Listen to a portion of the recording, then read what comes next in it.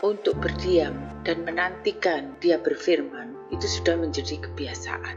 Pada waktu sedang demikian, maka firman itu datang dan kemudian melalui salah satu saudara kami yang menerima pewahyuan. Dari situlah Roh Kudus mengingatkan berbagai kejadian dan salah satunya yang ada di Perjanjian Lama tentang kutuk yang bukan datang dari Tuhan, tapi kutuk itu datang dari mereka yang berpegang pada janji dan setiap firman Tuhan pada masa zaman purba. Maka ketika mereka mengutuk pun itu bisa terjadi kenyataan. Tentunya bukan hanya di Nusantara yang berpegang pada janji, bahkan berpegang pada kutukan, itu pasti terjadi.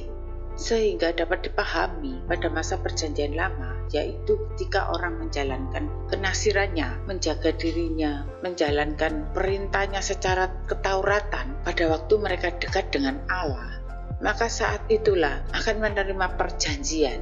Dan orang yang mengalami kenasiran ini, apa yang diucapkan akan terjadi kenyataan karena imannya. Ini masih masuk di dalam satu paket Perjanjian Lama. Masa-masa kenasiran sebagai sahabat Allah ini akan tetap ada dan terus terjaga, tapi seperti ada satu sugestinya yang tidak boleh dilanggar, yaitu karena ucapannya itu sakti. Jadi tidak boleh ada keluar suatu kutuk kepada semua yang mempunyai arti kehidupan di bumi ini. Ketika perkataan kutuk itu diucapkan, kenasirannya akan berhenti, selesai sudah. Sebab kutuk yang keluar dari mulutnya pun itu akan terjadi dan tergenapi. Jangan ada yang keluar suatu kutuk atau suatu kemarahan. Begitu yang terjadi dengan Nuh pada waktu dia diperintah untuk membuat sebuah kapal. Karena saat itu yang marah adalah Allah sendiri kepada umat di dunia yang dilihatnya sebagai suatu kejahatan. Dia tetap setia dan sabar melakukan perintah Tuhan, tidak protes. Bahkan setelah keselamatan itu dipersiapkannya, ketika perahu itu sudah jadi, dia pun diejek dan ditolak oleh bangsanya. Nuh pun tetap bisa menjaga kenasirannya dengan sabar.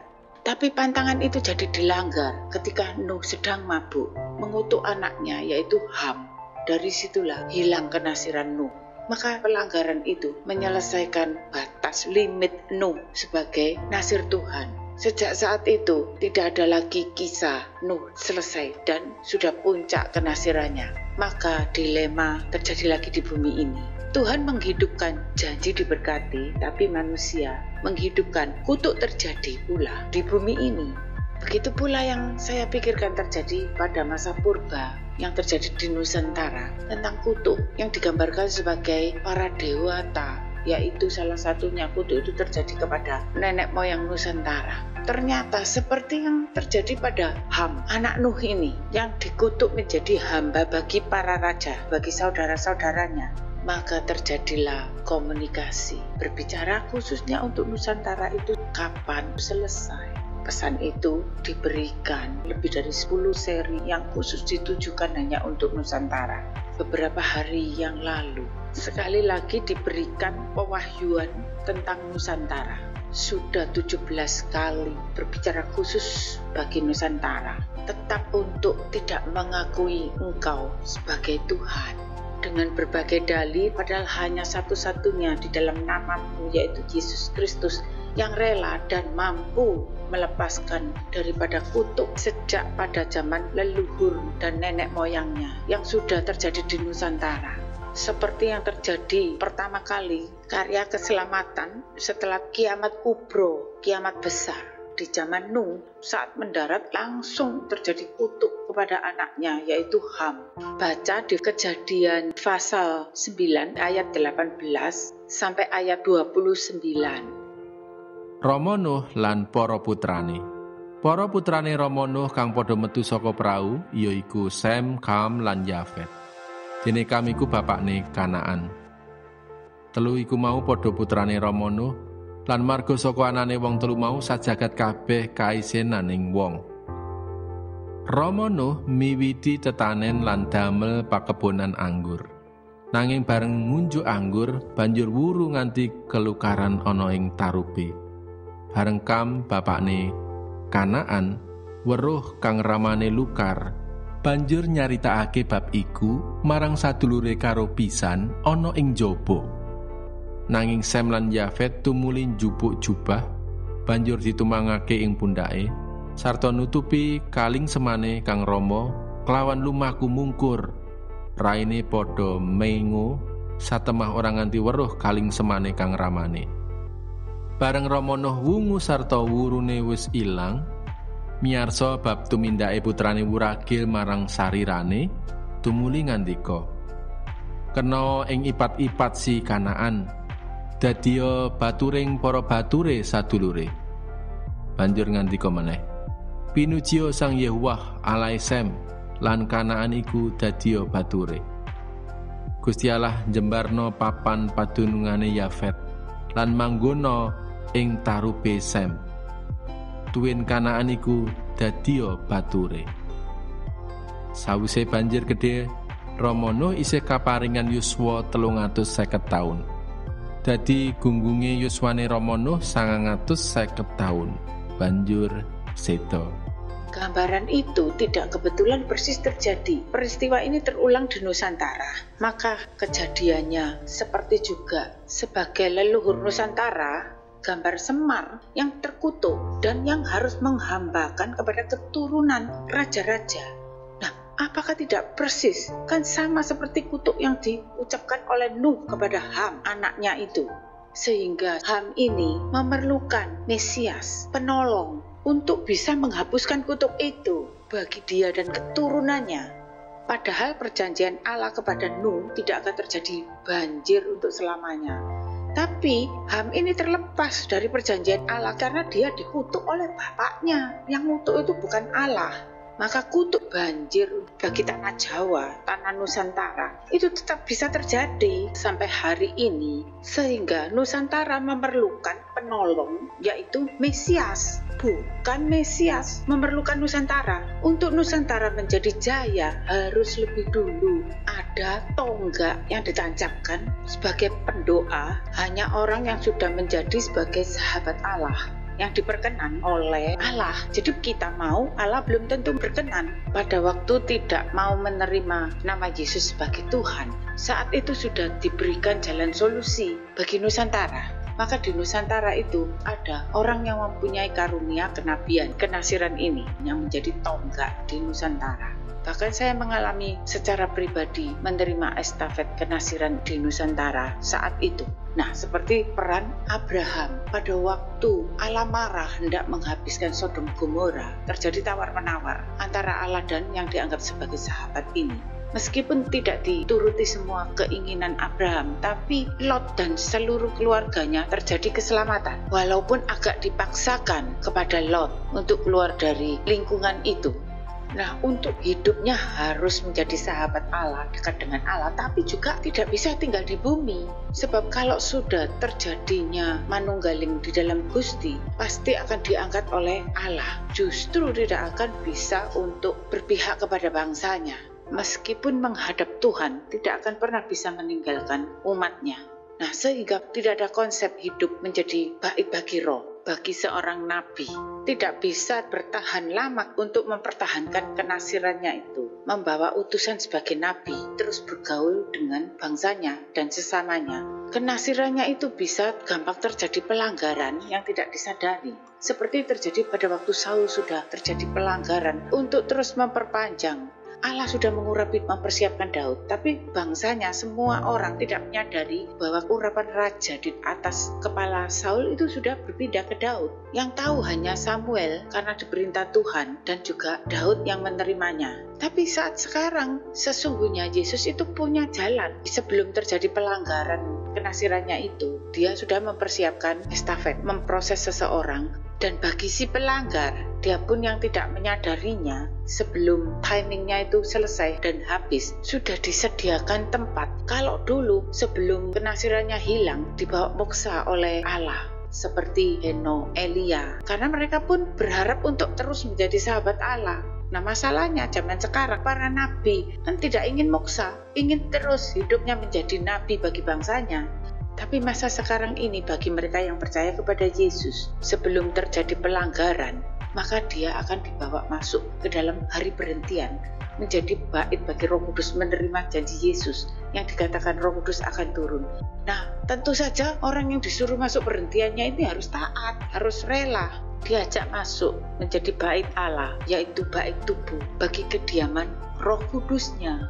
Loh, tapi secara gampangnya tidak mau menerima Yesus dan tidak bisa menjadi bait bagi Roh Kudus, tapi merelakan tubuhnya menjadi mediasi sebagai bait bagi roh-roh halus.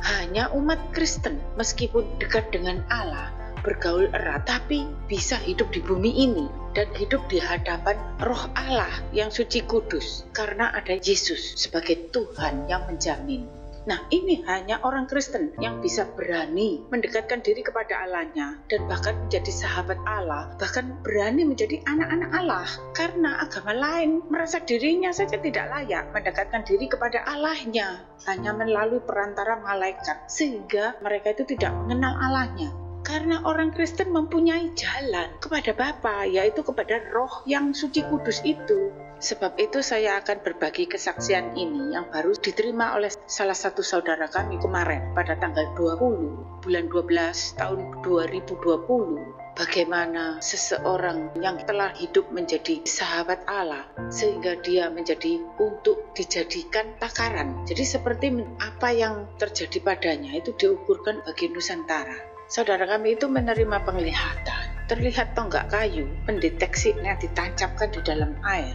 Dan di garis-garisnya itu seperti susunan nama para nabi.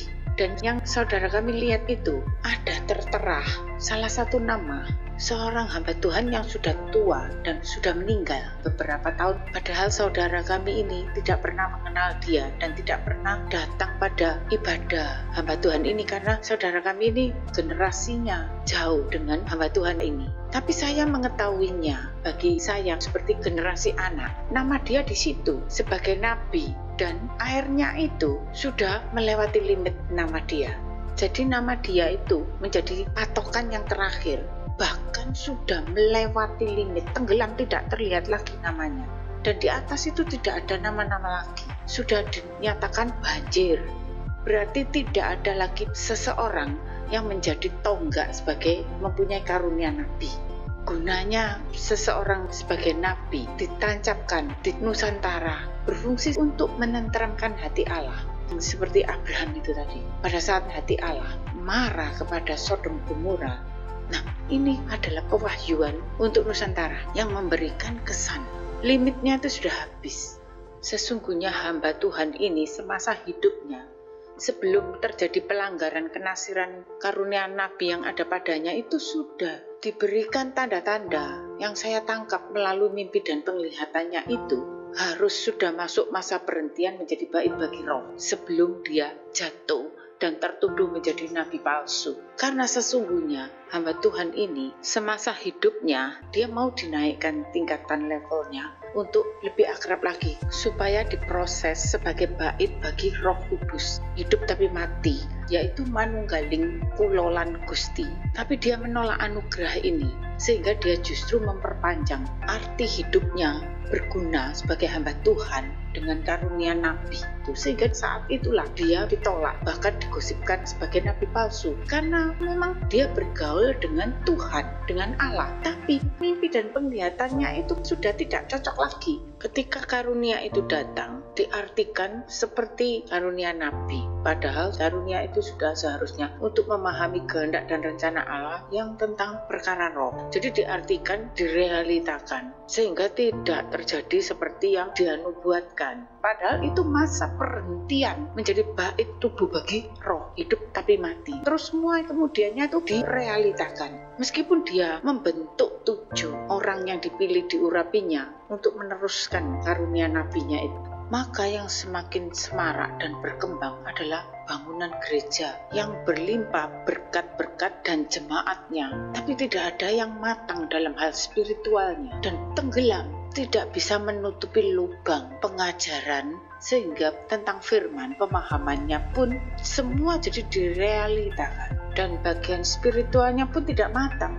seperti Musa itu ya, dibagikan kepada orang pilihannya, tidak nutup, salah memahami apa yang jadi rencana dan kehendak Allah. Sebetulnya dia yang dicalonkan masuk yang saya alami ini, dan seperti yang sudah pernah saya berikan kesaksian, supaya langit di Nusantara itu tidak bolong. Sejatinya saat itu Nusantara yang menolak utusannya. Loh, kok jadi kebalik seperti ini? Padahal rencana Allah itu Nusantara adalah terakhirnya jiwa-jiwa spiritual.